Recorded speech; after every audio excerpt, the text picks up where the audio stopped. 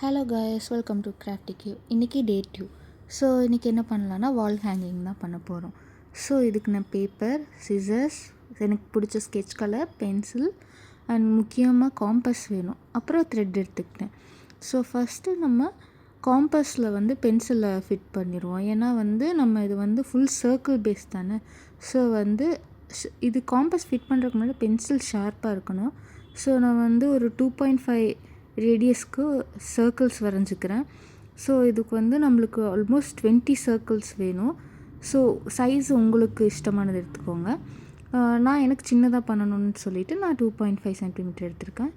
So இதை நான் 20 circles complete பண்ணிட்டேன். ஸோ இப்போ நான் அந்த சர்க்கிள்ஸை கட் பண்ணுறோம். ஸோ இந்த சர்க்கிள்ஸ் கட் பண்ணும்போது பேஷன்ஸ் தான் ரொம்ப முக்கியம்.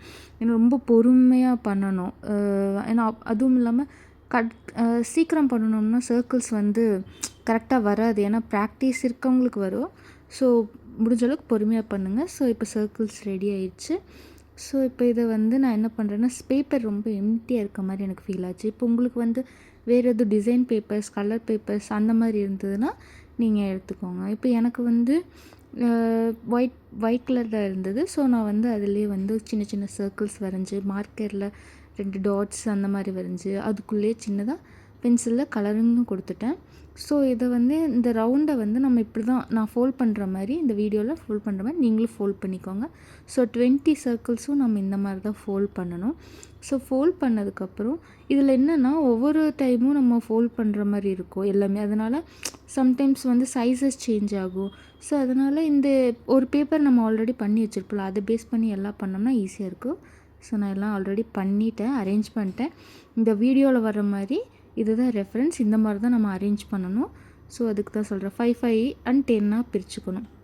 ஸோ இப்போ நம்ம பாட்டம்ஸ் அண்ட் டாப் ஜாயின் பண்ணுறதுக்காக 5 செட் சொன்னோம்ல, 5 பீஸ் சொன்னோம்ல, அந்த இது இங்கே ஜாயின் பண்ணிக்கணும். நல்லா கவனமாக பாருங்கள் எப்படி.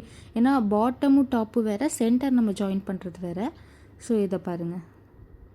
ஸோ இந்த வீடியோவில் ஃபஸ்ட்டு பாட்டமும் டாப்பும் நம்ம சைட் வைஸாக அதை நம்ம ஸ்டிக் பண்ணிகிட்டே வரணும். ஒவ்வொரு பேப்பராக எடுத்து ஃபஸ்ட் டாப்பில் 5 இருக்கணும். ஸோ நான் இந்த வீடியோவில் எப்படி பண்ணியிருக்கணும் அதே மாதிரி நீங்களும் ஸ்லோவாக பண்ணுங்கள். இதுக்கு ரொம்ப பொறுமை வேணும். ஸோ நான் ஆல்ரெடி டாப்பு பாட்டமும் ஸ்டிக் பண்ணிட்டேன் வீடியோவில் காமிச்ச மாதிரி. இப்போ நம்ம பெரிய சேலஞ்ச் எதுனா, மிடில் இருக்க அந்த சென்டரை கரெக்டாக ஒட்டணும். ஏன்னா அது ப்ராசஸ் ரெண்டுத்துக்கும், பாட்டம் டாப்புக்கும் சென்டருக்கும் ப்ராசஸே வேறு. ஸோ இந்த வீடியோவில் பாருங்கள், நான் ஒன்று அப் அண்ட் இன்னொன்று டவுன் அந்த மாதிரி பேஸில் வச்சுருக்கேன். ஸோ இந்த வீடியோவில் ஸ்டிக் பண்ணுற மாதிரியே நம்ம 2 பக்கம் ஸ்டிக் பண்ணிகிட்டே வருவோம்.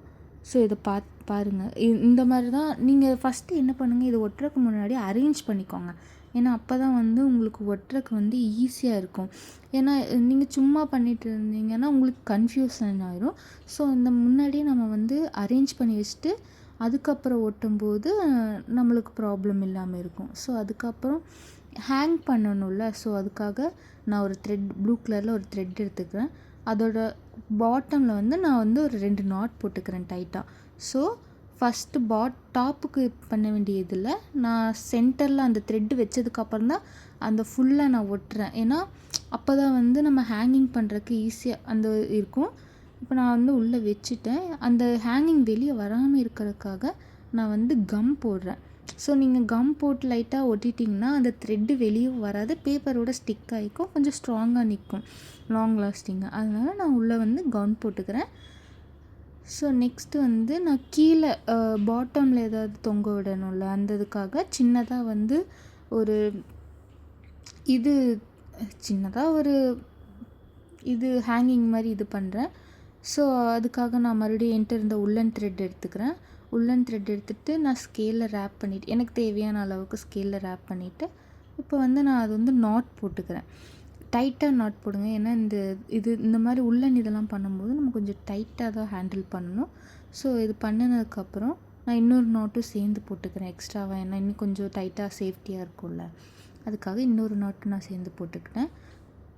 இப்போ நான் என்ன பண்ணுறேன்னா, நல்லா அந்த ரவுண்டாக இது பண்ணியிருக்கெல்லாம் அரேஞ்சாக கரெக்டாக இருக்கான்னு பார்த்துட்டு மறுபடியும் இன்னொரு நாட்டும் போட்டுக்கிறேன். ஸோ இப்போ கீழே இருக்க பார்ட்டை நான் கட் பண்ணிக்கிறேன். கட் பண்ணால் நம்மளுக்கு இந்த மாதிரி தான் வரும். ஸோ ஈவனாக இருக்கிறதுக்கு நான் அதை ஷேப் பண்ணிக்கிறேன். ஸோ இப்போ என்னென்னா நான் இதை வந்து அதில் என்கிட்ட 2 பாசி மாதிரி இருந்தது. ஸோ நான் அதே ஆட் பண்ணிக்கிட்டேன், கொஞ்சம் டெக்கரேட்டிவாக இருக்கும்னு சொல்லிட்டு. ஸோ பாட்டம்காகவும் நான் ரெடி பண்ணிட்டேன், டாப்பும் ரெடி பண்ணிட்டேன். இப்போ சென்டரும் நம்மக்கிட்ட ரெடி ஆயிடுச்சு. ஸோ இப்போ ஃபைனல் பார்ட் என்னென்னா இது 3ஐயும் ஜாயின் பண்ணுறது தான். ஸோ இப்போ வந்து நான் வந்து டாப் ஜாயின் பண்ணுறேன். இந்த வீடியோவில் நான் பண்ணிருக்க மாதிரியே பண்ணுங்கள். ஏன்னா இது 5க்கு 5 ஈக்குவலாக இருக்கும். ஸோ ப்ராப்ளமே இல்லை. இந்த பார்ட்டு ஈஸியாக முடிஞ்சிடும். ஸோ 5 பக்கமும் கம் போட்டுட்டு அந்த டாப்பையும் சென்டர் பார்ட்டையும் ஜாயின் பண்ணிடுங்க. ஸோ ஜாயின் பண்ணிவிட்டு அங்கங்கே கொஞ்சம் ப்ரெஸ் பண்ணி விடுங்க. ஏன்னா அப்போ தான் கம் ஒட்டும் சீக்கிரமாக. முடிஞ்ச அளவுக்கு ஃபெவிகால் யூஸ் பண்ணுங்கள். ஏன்னா லிக்விட் கம் யூஸ் பண்ணிங்கன்னா அவ்வளோ இதாக சீக்கிரம் பேப்பர் காயாது. ஸோ அதனால் இது A4 ஷீட்டுங்கிறனால நீங்கள் வந்து கொஞ்சம் கெட்டியான கம் யூஸ் பண்ணால் நல்லாயிருக்கும். ஸோ இப்போ நான் வந்து பாட்டமும் ஒட்டிட்டேன், டாப்பும் ஒட்டிட்டேன். ஸோ எல்லா பக்கமும் ஒரு டைம் நான் அமுத்தி விட்டுக்கிறேன். ஸோ ஃபைனல் ரிசல்ட்ஸ் இப்படி தான் இருக்குது. இந்த வீடியோ எப்படி இருக்குதுன்னு பார்த்துட்டு லைக் பண்ணுங்கள்.